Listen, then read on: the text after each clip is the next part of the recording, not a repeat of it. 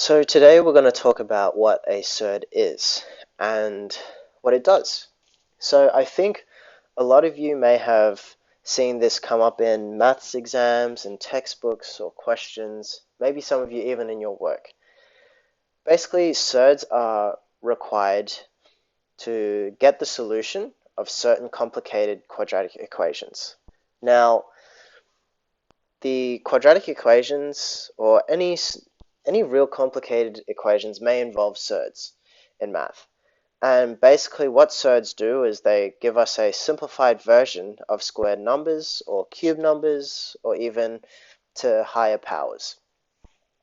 Now, many of you may have seen, numbers with weird divide looking signs on top of them.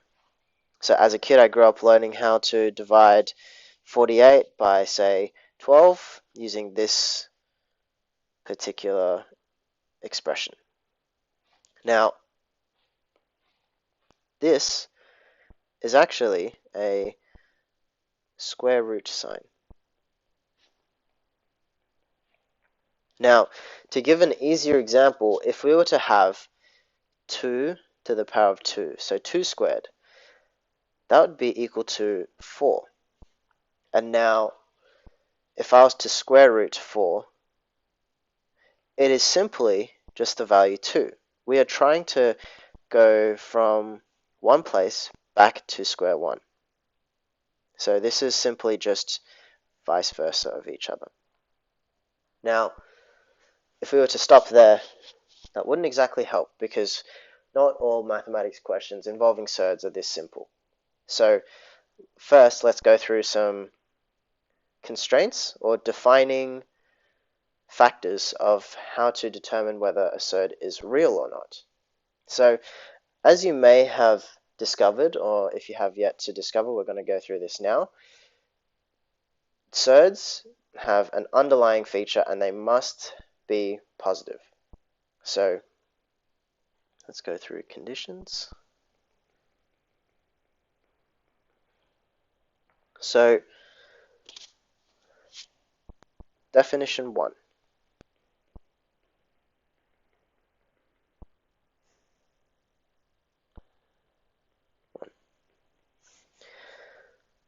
Let's say for any value x, it has to be greater than 0 for the SURD to exist. Now, you can go ahead and take your calculator and simply plug in any number under a square root sign or a cube root sign. As long as it's positive, you'll get a value. The second one is when x is equal to 0, the square root of 0 is in fact equal to 0. Now the third one is for negative values. So for values that are less than 0, if you try this in your calculator, if you were to do square root of x, that is actually undefined. Now if you have a Casio scientific calculator like I do, I get the message saying math error. And that's what we want. Otherwise, it'd be a much more difficult world with negative SURDs. Now, to give a proper definition of what a SURD is, we can say that a SURD is simply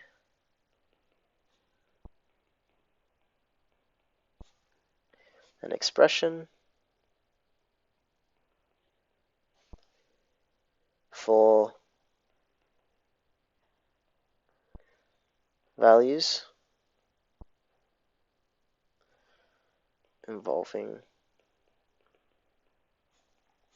a square or higher root. Great. So now we can go into the laws concerning SURDs. And so the way we can do this, let's write laws of SURDs. Now basically you have your basic mathematical laws where if you had a number a and you added it to a number b, your value would be a plus b. This is quite similar with SURDs, except with multiplication and division. So we could go through the first law, which is simply the square root of a value a multiplied by the square root of a value b is equal to the square root of a and b. The second law would be the square root of a divided by the square root of b is a divided by b. These are pretty simple. I think as long as you have a solid foundation in multiplication and division, these SURD laws shouldn't be too difficult. As I showed earlier with the example, if I had 5 squared, and that was equal to 25, and then if I was to square root 25, that would give me 5.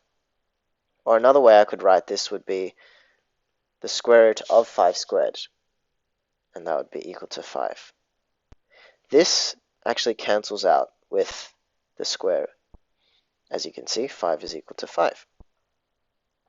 Now, this directly leads on to the third law, which is the square root of a squared is equal to a.